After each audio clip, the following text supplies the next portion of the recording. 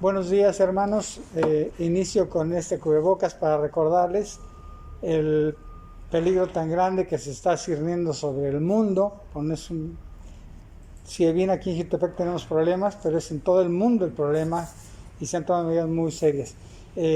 Como les menciono, me pongo el cubrebocas para recordar el énfasis. El cubrebocas no es tanto que nos proteja, sino protege a los que nos rodean y pues se está dando una ola de infección muy fuerte. Entonces debemos tener mucho cuidado con este tema de los cuidados que hay que estar teniendo. Quiero compartirles ahora, mis hermanos, con este problema de la pandemia, con mucha pena porque nos tenemos que estar viendo de esta manera, pero seguir con el tiempo edificante, el tiempo necesario para nuestro diario vivir, nuestro diario caminar en lo que respecta a la palabra de Dios. Y en esta ocasión, siguiendo el análisis que estamos haciendo del libro de Gálatas, vamos a ver lo que dice Gálatas capítulo 1, versos del 11 al 24. Esta porción es una continuación de lo que se estuvo viendo la semana pasada en cuanto a los riesgos, el peligro de distorsionar el evangelio, de estar tomando directrices diferentes de lo que Dios dice en su palabra. Dice así Gálatas capítulo 1 versos del 11 al 24. Mas os hago saber, hermanos, que el evangelio anunciado por mí no es según hombre, pues yo ni lo recibí ni lo aprendí hombre alguno, sino por revelación de Jesucristo. Porque ya habéis oído acerca de mi conducta en otro tiempo en el judaísmo, que perseguía sobremanera a la iglesia de Dios y la asolaba. Y en el judaísmo aventajaba a muchos de mis contemporáneos en mi nación, siendo mucho más celoso de las tradiciones de mis padres. Pero cuando agradó a Dios, que me apartó desde el vientre de mi madre y me llamó por su gracia, revelara a su Hijo en mí, para que yo le predicase entre los gentiles, no consulté enseguida con carne y sangre, ni subí a Jerusalén a los que eran apóstoles antes que yo, sino que fui a Arabia y volví de nuevo a Damasco. Después, pasados 3 años, subí a Jerusalén para ver a Pedro y permanecí con él 15 días. Pero no había ningún otro de los apóstoles, sino Jacobo, el hermano del Señor. En esto que os escribo, he aquí delante de Dios que no miento. Después fui a las regiones de Siria y de Cilicia, y no era conocido de vista de las iglesias de Judea que eran en Cristo. Solamente oían decir, aquel que en otro tiempo nos perseguía, ahora predica la fe que en otro tiempo asolaba, y glorificaban a Dios en mí. Antes de entrar a analizar este momento, les invito para que podamos hacer una oración para que el Señor dirija este tiempo. Tomemos este tiempo para orar. Padre, te doy muchas gracias porque en este momento das la oportunidad de seguir en este proceso de edificación de la iglesia, de enseñanza, de cuidado, de preparación de los siervos tuyos para que pues llevamos una vida cristiana conforme la que te agrada a ti, Señor, y no ser arrastrados de doctrinas ni por hombres perversos que son llevados de su corazón en maldad en muchas ocasiones. Bendice, Padre, que este mensaje toque los corazones de los hermanos, que alcance el objetivo por el cual tú lo has preparado, pues te lo pido y te lo agradezco en el nombre y por la sangre de Cristo Jesús. Amén. Muy bien, mis hermanos, pues estamos viendo aquí como una continuación de la semana pasada que hablábamos sobre el peligro de los evangelios diferentes. Y vale la pena hacer el análisis de este momento respecto de quién estaba hablándole a los Gálatas. Y este era un mensaje muy importante porque el apóstol Pablo tenía ya en este momento una reputación muy importante para con todos los fieles de su tiempo y de su momento. Y debemos recordar que el apóstol Pablo tuvo un llamado muy especial que nos narra el libro de los Hechos, capítulo 9, y en el verso 4 nos habla de que una luz lo cegó y lo tiró. Y después de esto, pasaron 3 días, recibió la vista y empezó su proceso de revelación de la palabra de Dios en cuanto a lo que Dios quería para su vida. Y es importante poder tomar en cuenta que esta situación que pasa con el apóstol Pablo es muy impactante lo que pasó con él, definitivamente es algo sobrenatural lo que sucedió, pero también hay que tener mucho cuidado porque desafortunadamente en lo que se refiere a doctrina, en lo que se refiere a evangelio o enseñanzas edificantes se distorsionan en cuanto al liderazgo. Y vale la pena ver que esta cuestión de la forma en que el Señor llamó al apóstol Pablo tiene que ver con el hecho de que cada uno de nosotros puede tener un llamado que no necesariamente es el mismo que recibió el apóstol Pablo o de la misma manera que el apóstol Pablo, porque pues resulta que pues cada uno de nosotros es llamado precisamente conforme la soberanía de Dios, conforme lo que Él ya sabía que hacía falta. El Señor tiene un llamado para nosotros de una manera especial. Entonces, qué importante es ver que Dios llama a cada uno de nosotros de manera especial. Si vemos ahí lo que dice en Romanos capítulo 12, verso 3, nos revela aquí el Señor, dice: digo pues, por la gracia que me es dada, a cada cual que esté entre vosotros, que no tengas más alto concepto de sí que el que debes tener, sino que piense de sí con cordura, conforme a la medida de fe que Dios repartió a cada uno. ¿Y esto de qué nos habla? Déjenme checar el tiempo para estar bien. Ok, estamos bien en tiempo. Entonces, esto nos habla de que Dios da un llamado a cada uno en lo particular, conforme Él quiere y conforme Él lo tiene ya en su sabiduría, en su conocimiento. Él tiene preparado repartir conforme Él quiere. No, ya se ha estado viendo en las sesiones pasadas respecto de los dones, que Dios hace un llamado a cada uno e imparte dones.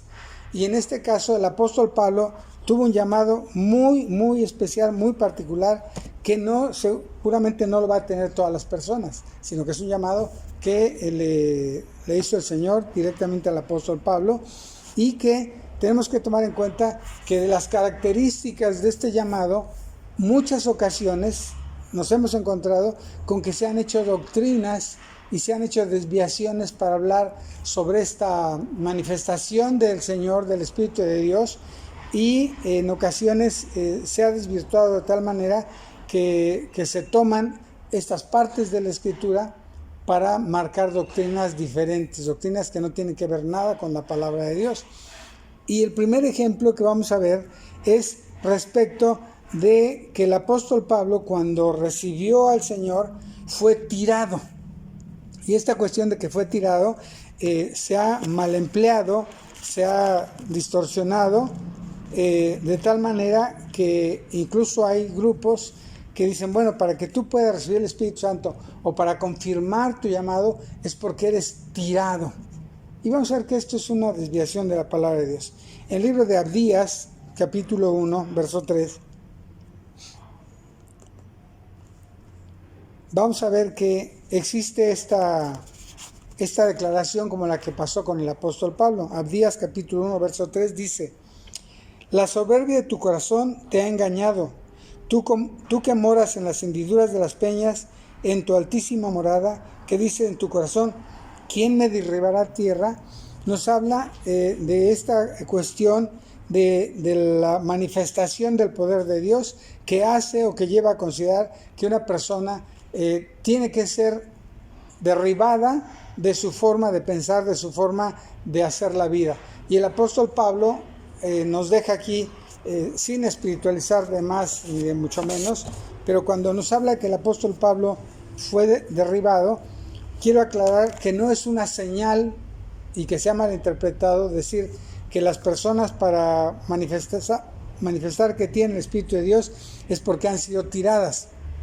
Y no es eso, sino que podemos entender que lo que Dios quiere es que primero que nada, cada uno de nosotros, para llegar a los pies del Señor, para poder llegar a su presencia, lo primero que tiene que pasar es que tiene que tumbar toda esa enseñanza que veníamos trayendo. Muchos éramos ateos o éramos religiosos, cientificoides, agnósticos, libres pensadores, y definitivamente para que pueda llegar el Señor a una persona y obviamente posteriormente llamarlo al ministerio como siervo, primero lo que tiene que pasar es que lo tiene que quitar, tumbar de esa forma de pensar. En ese sentido, menciono sin espiritualizar más de la cuenta, En ese sentido, sí es necesario que toda persona en su conversión tiene que pasar por este proceso de ser derribado, de ser quitado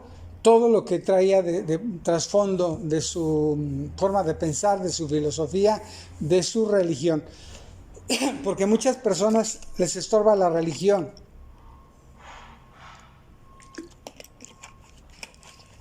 A muchas personas les estorba la ciencia.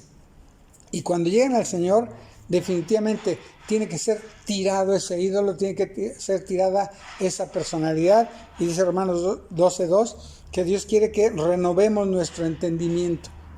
Y este proceso solamente es cuando es quitado. Y ahí podemos hablar un paralelo entre que el apóstol Pablo fue derribado y en la aplicación a este tiempo presente, en que nosotros, para poder llegar a los pies del Señor, tuvimos que ser derribados de nuestra pasada manera de vivir. Porque, pues, si esto no se quita,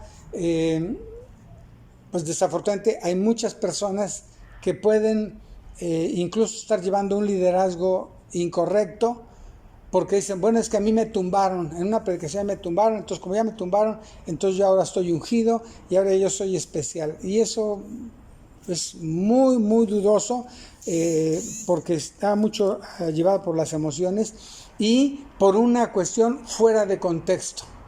El decir que alguien para tener un llamado y para tener una confirmación es porque fue tirado, no va por ahí esa cuestión. Entonces, lo que sí es que tiene que ser derribada toda la forma de pensamiento que se tenía hasta el momento de enfrentarnos con el Evangelio, con la revelación de nuestra naturaleza pecaminosa, reconocer que somos pecadores y ser desintegrados delante del Señor, para que la sangre de Jesucristo nos limpie y podamos ser levantados para ser nuevas criaturas. Si esto no sucede, pues no puede pasar. Entonces, sí hay que ser derribados de nuestra manera de pensar, sí, pero no en lo físico, para no distorsionar. Por otro lado, también está la cuestión de que el apóstol Pablo, como sabemos, tenía un trasfondo de ser un tremendo perseguidor de la iglesia.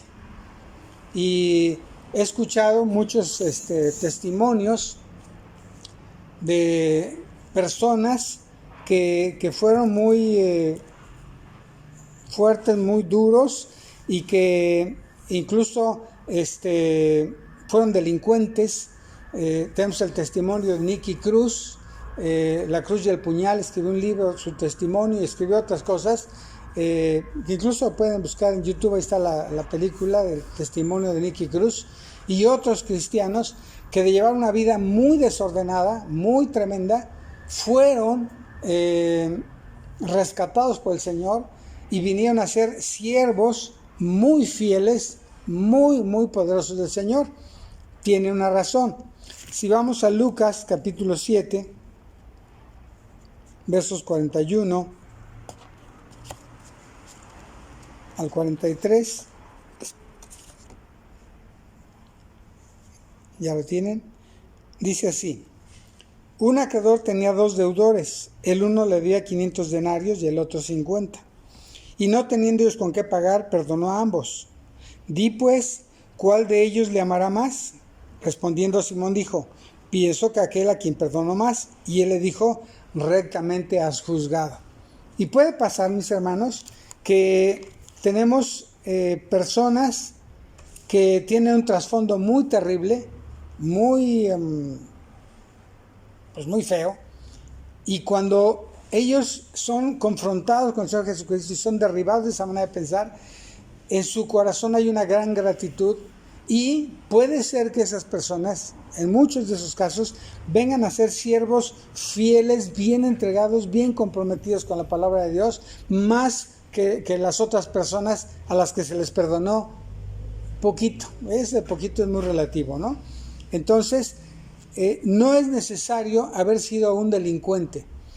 Sí tenemos testimonios de personas, mencioné de Nicky Cruz y otro cristiano, se me ve el nombre, que también está su testimonio, pero también tenemos personas un hermano que se congregaba en Cuautla, antes en Cuautla aquí, no es allá, porque esto lo van a ver el domingo en Cuautla, y él,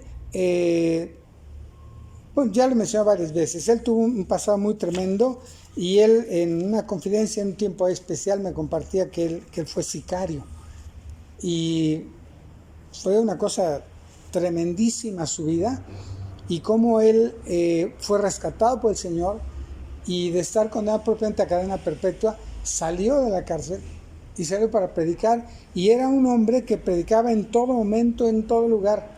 ¿Por qué lo hacía? Porque había mucha gratitud en su corazón. Ahora, regreso al punto, no necesariamente tiene que ser un maloso, un delincuente, un perseguidor de la iglesia como el apóstol Pablo, el que puede ser un siervo, un predicador poderoso de la palabra de Dios, no necesariamente. Pero obviamente si mucho se le perdonó, mucho también ama y mucho quiere dar fruto porque está muy agradecido con el Señor por la obra que hizo en su vida. Entonces, esto también no quiere decir que solamente los malosos pueden ser llamados al ministerio a tener un plan de ser predicador, de ser un gran siervo. Porque también por otro lado tenemos hermanos que, ahorita no recuerdo el nombre del pastor, en Palabra de Vida, en una conferencia misionera, compartía que él nació en una familia cristiana, de padres cristianos, de abuelos cristianos, y él llevó una vida muy modosita, como muchos niños de nuestras familias, muy ordenados, muy quietecitos, iban a la escuela dominical, iban a los campamentos cristianos, todo estaba muy bien. No tenían secuelas de drogas, ni de delitos, ni robos, ni asesinatos, nada, muy modositos, pero no tenían a Cristo. Y ellos testifican que en cierto momento, en algún retiro de jóvenes, algún campamento, una predicación, no recuerdo el caso de este hermano, en un campamento, él consideró su condición y ahí se rindió al Señor, ahí se dio cuenta que él llevaba una vida religiosa, pero que él realmente no estaba consciente de lo que era vivir la vida cristiana y dar el fruto que se esperaba, y ahí se convirtió y vino, se me va el nombre de este hermano, y vino a ser un gran siervo del Señor que ha dado mucho fruto, que ha sido un gran siervo del Señor sin haber sido un delincuente. Entonces, aclaro esto porque puede pensarse, no, para ser un gran siervo del Señor es porque hay que haber sido un gran delincuente. No necesariamente.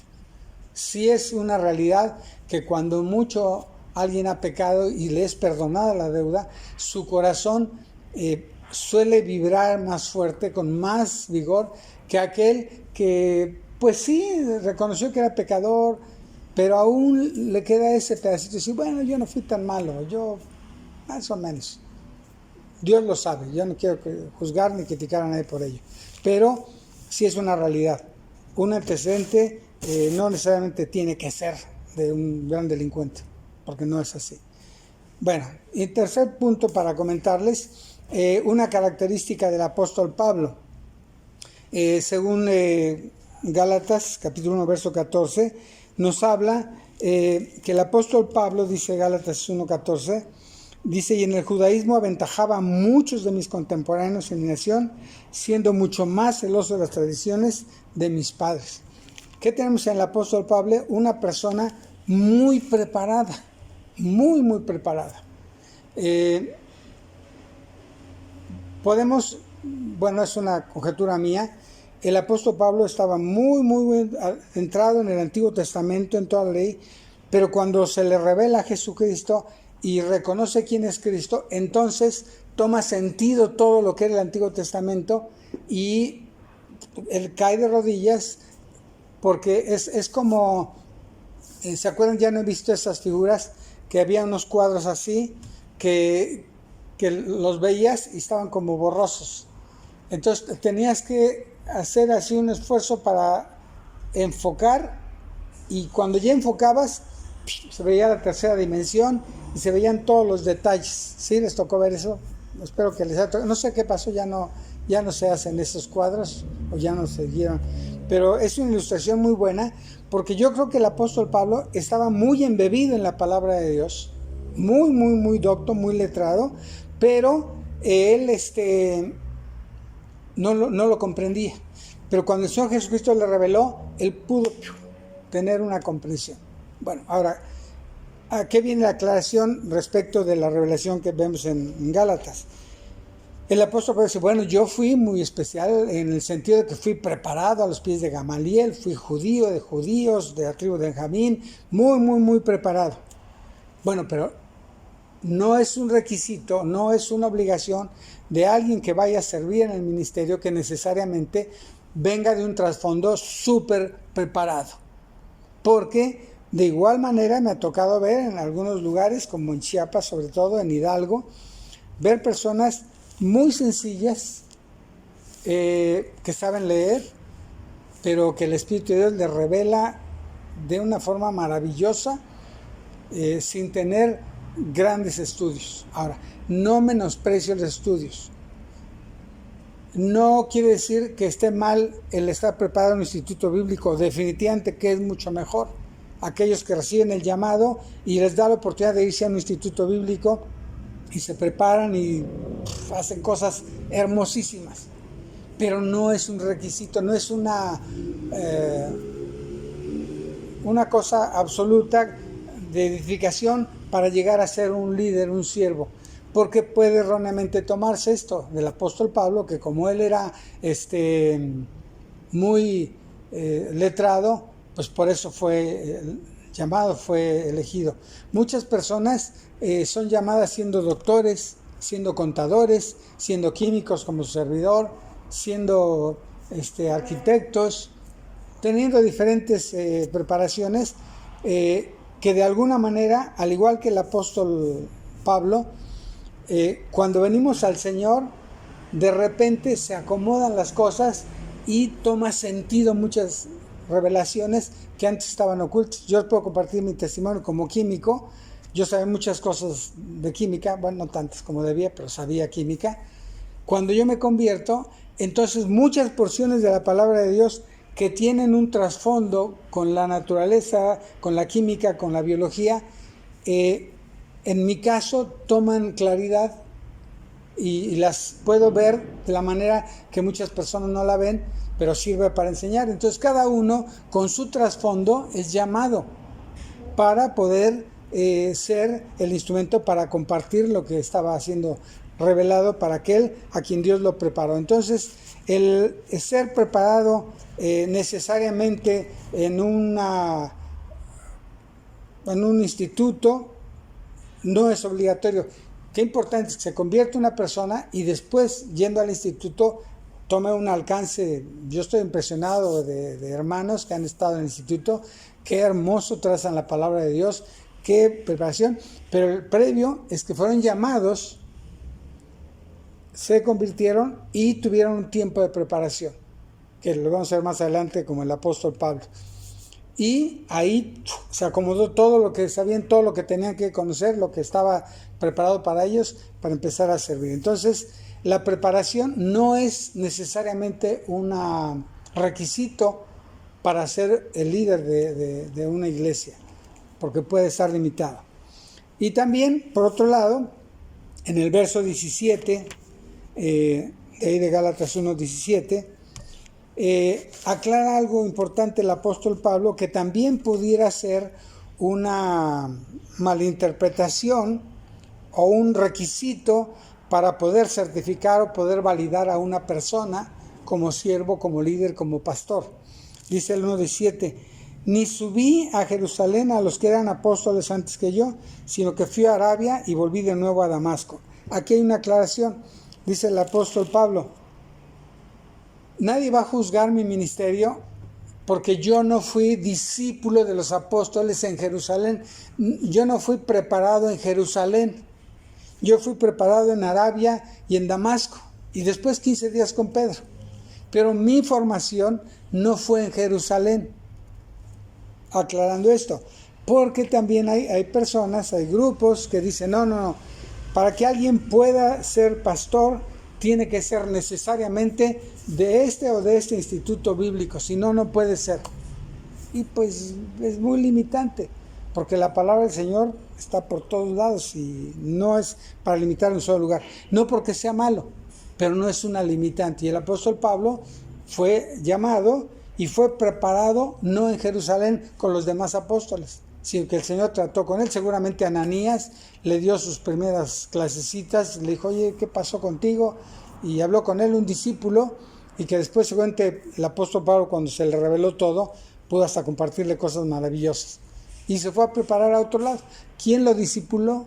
¿O estuvo en reflexión, en oración, para que el Señor le acomodara todo lo que él considera para Dios? No lo sabemos. Pero él no fue a Jerusalén, no fue un lugar, no fue un instituto bíblico, no fue una iglesia. Solamente los pastores que se forman en esta iglesia son los buenos. No es cierto. Y eso son desviaciones de doctrina que aparecen por ahí. Por otro lado, también, ahí en los versículos 17 y 18, regresando al 17 de Gálatas, dice, ni subí a Jerusalén a los que eran apóstoles antes que yo, sino que fui a Arabia y volví de nuevo a Damasco. Después, pasados 3 años, subí a Jerusalén para ver a Pedro y permanecí con él 15 días. Pero no vi a ningún otro de los apóstoles, sino a Jacobo, el hermano del Señor.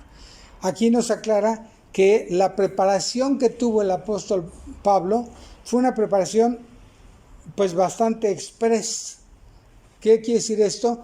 Que él se enfrenta con el Señor, se humilla, se convierte, el Señor le quita el velo de los ojos, le revela todo lo que él tenía muy oculto en su mente, todo lo que sabía porque era muy aventajado en la ley. El Señor le quita el velo y al quitarle el velo, él empieza a crecer, pero de una manera rápida, porque lo que vemos es que dice que en 3 años, 3 y medio, no sé cuánto tiempo, él ya estaba preparado y equipado de una forma sorprendente. Y hay hermanos que se convierten y empiezan a llevar una vida en Cristo dinámica, a diferencia de otros hermanos que pasan 5 o 10 años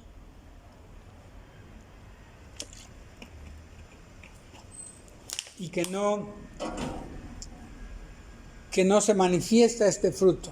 Aclaro, no menosprecio a los hermanos que tienen 5 o 10 años y han permanecido como discípulos, como oidores. Dios sabe por qué y el llamado para cada cual en su momento lo va a manifestar. Pero aquellos que es sorprendente cómo en poco tiempo el Señor los equipa, los prepara.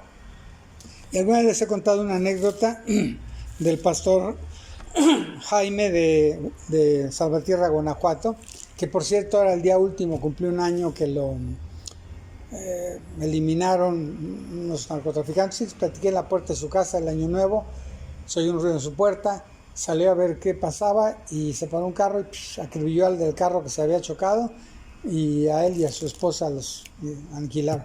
Este hermano es muy hermoso, hermano Jaime, lo recuerdo con mucho cariño, a su esposa Gela, y él nos decía que él estaba en una iglesia que se estaba formando y le pidieron de favor que se hiciera la iglesia en su casa, como aquí, o como allí en Cuautla, que se haga la iglesia en la casa. Empezó la iglesia, él estaba muy atento a la palabra de Dios, y pasado muy poco tiempo, de repente el pastor, el misionero que había llevado, dice, pues yo ya me voy, me tengo que ir rápido, por salud, por no sé qué cosa de su familia, y que los deja ahí tirado, y el hermano se quedó al frente de la congregación, escasamente tenía 1 año, y como estaba en su casa, pues ahora te toca, tienes que hacerlo, pues ya te tocó. Y él comentaba la anécdota de cierta ocasión de un niño que en las cataratas del Niágara venía arrastrando la corriente y gritaba, auxilio, auxilio, y las personas que estaban en el mirador decían, alguien que lo ayude, y de repente ¡pah!, que se avienta un hombre y que lo jala y que lo lleva a la orilla y que lo sacan. Y había ahí un reportero y dice, oiga, qué hecho tan heroico ha hecho usted, qué impresionante, cómo tuvo el valor para ir a rescatar a este niño en un peligro tan grande como el que está diciendo, no, yo no me eché, me empujaron. Entonces él decía, a mí me empujaron al ministerio, pero pues empecé a nadar y a sacar ovejas del atolladero en que estaban. Y el hermano en muy poco tiempo, nos conocimos en Missouri con el pastor Fred, pero él estaba muy atento, muy comprometido con la palabra, creciendo con mucho ánimo, con mucha avidez con la palabra de Dios, pero porque pues así lo determinó el Señor. ¿Por qué en tan poco tiempo empezó a prepararse? Pues porque así lo tenía el Señor previsto. ¿Por qué otros toma más tiempo? No lo sé. Pero lo que es un hecho es que el llamado viene de parte de Dios, y haciendo una revisión, el llamado es personal, no es tú eres, porque a lo mejor no necesariamente es, o porque tú fuiste tirado, tú ya eres de los que fueron tumbados, tú vas a ser, no, o tú como tienes un trasfondo muy maloso, entonces tú tienes características para ser un siervo predicador, no necesariamente, o tú vas a ser el pastor porque estás muy bien preparado, tienes tu licenciatura y además has hecho esto, el otro, y tienes un currículum que te avala, no necesariamente. No es en una iglesia, en un lugar específico, en donde tiene que ser este llamado, sino que es el Señor en su soberanía en diferentes lugares, ni tampoco es una regla que digan, bueno, para que tú puedas llegar a ser pastor tiene que pasar 10 años o 15 años para que tengas una formación así así. No necesariamente, porque además las capacidades son diferentes de cada uno conforme Dios nos ha dado. Entonces, la llamada de este texto que nos deja aquí el Señor escrito para nosotros es que, decía el apóstol Pablo, estoy maravillado que os hayáis alejado de la doctrina que recibiste, de las buenas nuevas que recibiste, y que hay quien nos está perturbando con un evangelio diferente. Que no haya duda en nosotros, mis hermanos, el que alguien diga, oye, es que tú no has sido nombrado por fulano, por perengano, tú no has recibido el Espíritu Santo porque no se ha manifestado con esto, con otra señal. No es cierto, no va por ahí. Tampoco tiene que ser obligadamente que tú hayas sido una persona muy tremendamente extraviada y que ahora estás transformada. Tampoco es cierto, porque puedes haber sido una persona, de esas personas que dicen, yo soy cristiano de cuna, que sabemos que no hay cristianos de cuna porque no, los cristianos no se reproducen biológicamente, se reproducen espiritualmente, y esto es cuando hay plena convicción de la vida en Cristo Jesús. Y tampoco es en un solo lugar, y tampoco es esto que menciono de que tome mucho tiempo. Entonces, tenemos que tener muy claro, mis hermanos, que puede ser manipulado el Evangelio, puede ser distorsionado por una mala aplicación de la palabra del Señor. Y yo entiendo y quiero compartir esto. Aquí en el libro de Gálatas nos hace una explicación de lo que es el llamado para el servicio, para la predicación, para la expansión de la palabra de Dios. Es algo que viene de parte de Dios, que no es para tomar el modelo del llamado del apóstol Pablo como una norma en lo físico, pero sí en lo espiritual podemos tomar alguna idea de la enseñanza que podemos adquirir de ese llamado del apóstol Pablo, que sí tiene que ver con la enseñanza que nosotros hemos recibido y lo que compartimos. Mis hermanos, este es un llamado para que cada uno de nosotros tenga bien claro que Dios nos ha equipado de manera diferente y Dios tiene un propósito para que podamos servir. Se darán cuenta los hermanos que están participando en la predicación de la palabra de Dios que hay de diferentes edades espirituales. Dios lo conoce y Dios lo ha ido haciendo. Y hay quienes no, porque a lo mejor Dios ha ido mostrando que no es tu don. De alguna manera digas, yo tengo ya 10 años en la iglesia, ya tengo 15, ¿y por qué no soy esto? ¿Por qué no soy el otro? Dale su tiempo al Señor. El Señor manifiesta con toda claridad, y muy importante, el llamado al pastorado, el llamado a un ministerio como este viene de parte de Dios definitivamente. Entonces yo te animo para que seas guardado, que no porque a lo mejor tienes que cambiarte de ciudad y vas a otro lado, o escuchas a alguien que habla de una doctrina diferente. Aguas, ten mucho cuidado, que no te vayan a engañar, porque tú tienes claro que esto viene de parte de Dios y que no es, sobre todo, insisto, las manifestaciones físicas que se dieron con el apóstol Pablo como una regla, una norma para seguir en nuestra vida cristiana. Entonces, tomamos menos tiempo, sí, está bien, para que podamos dedicar tiempo para orar, para alabar al Señor y para estar conscientes de que Dios quiere de nosotros lo mejor para nuestra vida cristiana y dar mucho fruto. Oremos, mis hermanos. Padre, te doy muchas gracias por esta oportunidad de compartir con nuestra amada iglesia cómo es el llamado que hiciste al apóstol Pablo y cómo puede ser y cómo ha sido el llamado para muchos hermanos que estamos en el ministerio. Y pido, Señor, porque esto sea una enseñanza que trascienda, para que todos los que formamos esta preciosa iglesia también estemos conscientes de ello y podamos estar atentos a tu voz, Señor, para ver el llamado que tú puedes llegar a estar haciendo a cada uno de nosotros. Permítenos, Señor, estar atentos y no ser desviados de la doctrina, de la enseñanza bíblica, que muchas veces es distorsionada por llevar las cosas a las emociones, a las cosas físicas, que no necesariamente nos van a llevar a un buen camino.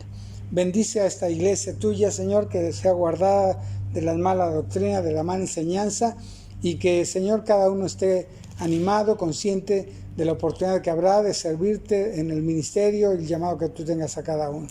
Guárdanos del mal, permítenos disfrutar este tiempo en alabanza y en adoración a tu nombre, pues te lo pedimos por Cristo Jesús. Amén. Listo.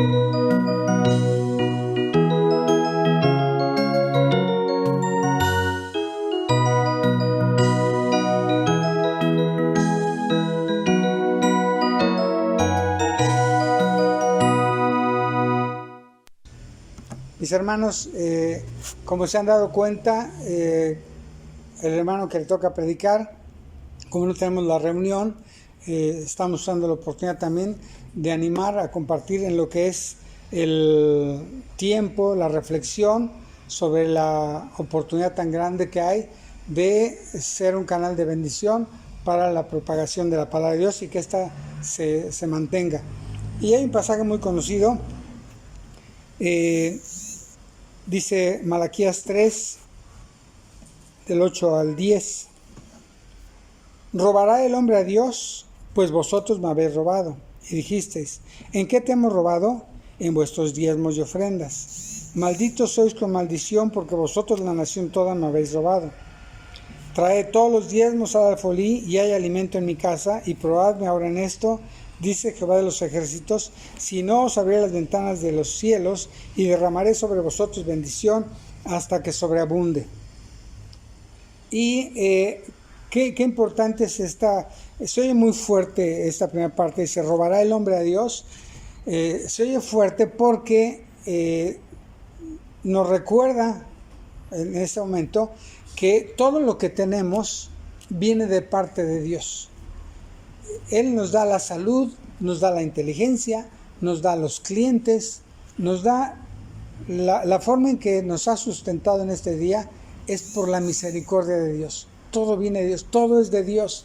Y miren, no sé ustedes, pero en este tiempo que pues, desafortunadamente han ido falleciendo personas cada vez más cercanas, invariablemente tengo que pensar, bueno, ¿y qué está pasando de una persona que falleció? Bueno, y lo que tenía nuestra vecina que fue secuestrada y eliminada. Ahí está la casa y viene una vez al mes a mediación la limpieza, está en la cuestión legal. Dices, ¿qué onda con todo lo terrenal? Y nos afianzamos mucho a lo terrenal en lugar de estar pensando en lo eterno. Y desafortunadamente, cuando nos aferramos a lo terrenal, no escuchamos esta reflexión. Todo viene de parte de Dios. Y Dios quiere que seamos un canal de bendición. Por ello es que dice, no me robes, porque recuerda que todo es mío. Y te pido que apartes un diezmo. Se habla mucho de que el diezmo es del Antiguo Testamento, que sí, que no. Dios quiere que tú y yo tengamos presente que todo proviene de Dios. Por consiguiente, Él nos dice, quiero que tengas esto presente. Y una forma de manifestar que estamos conscientes de ello es porque estamos dándole al Señor el diezmo. Ahora, ¿por qué nos lo pide así? Porque Él quiere que lo demos en su iglesia. Si Él dijera, quiero que el diezmo lo vayas a repartir a todos los mendigos de las calles, ya algún día hablamos de la diferencia en lo que es una limosna, de lo que es una ofrenda, lo que es el diezmo, lo que son primicias. No sé si lo hablamos algún día, en otra ocasión que hable, lo voy a volver a tocar el tema. Pero no es porque Dios nos autorice a nosotros que nosotros, como cristianos independientes, administremos el diezmo. El diezmo estaba contemplado precisamente para el sustento de los obreros, para el sustento del templo, para las esencias aromáticas, para todo lo necesario para el templo. No para que lo administren. Alguna vez una persona dijo, pues yo mi diezmo, yo compro Biblias, yo las reparto y yo mi diezmo doy una parte a misiones y otra parte acá. No, por favor, no malinterpretes.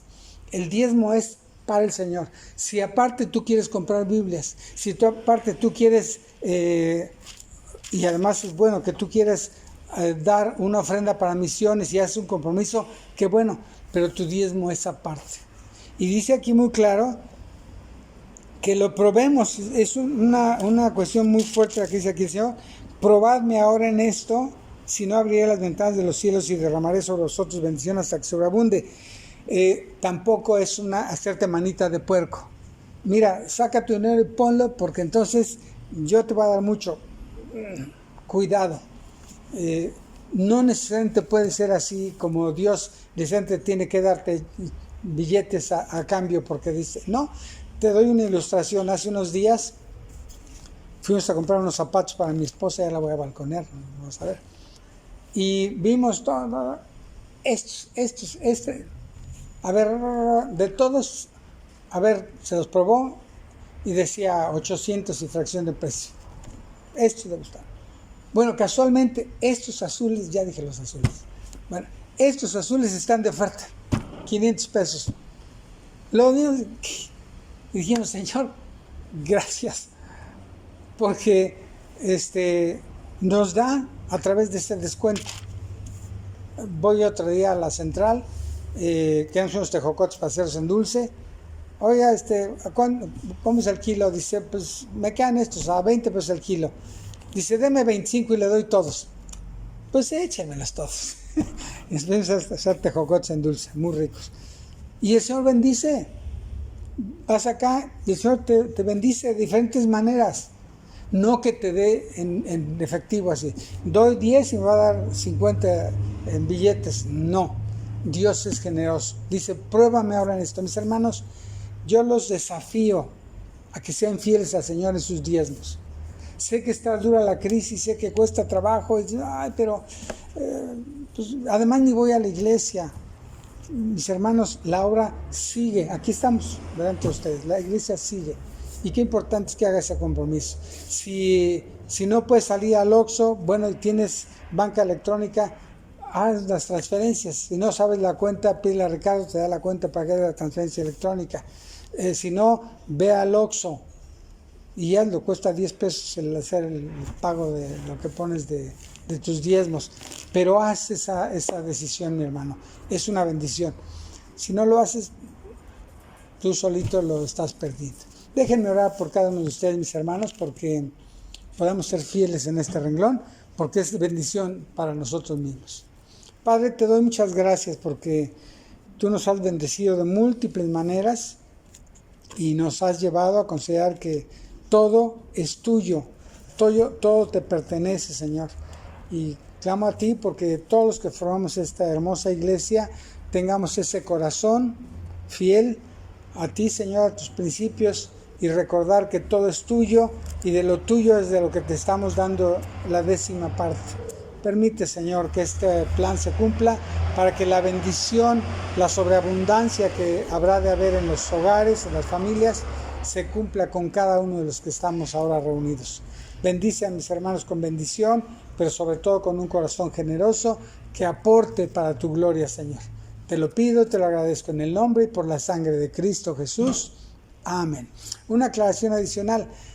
A veces mencionan, no, es que las iglesias son unos pedinches porque hacen grandes negocios. Hermanos, estamos a la vista de todos. No hay nada que ocultar. Seamos fieles y el Señor va a ser fiel con nosotros. El Señor les bendiga y nos estamos viendo en cualquiera de estos ratitos. Bendiciones.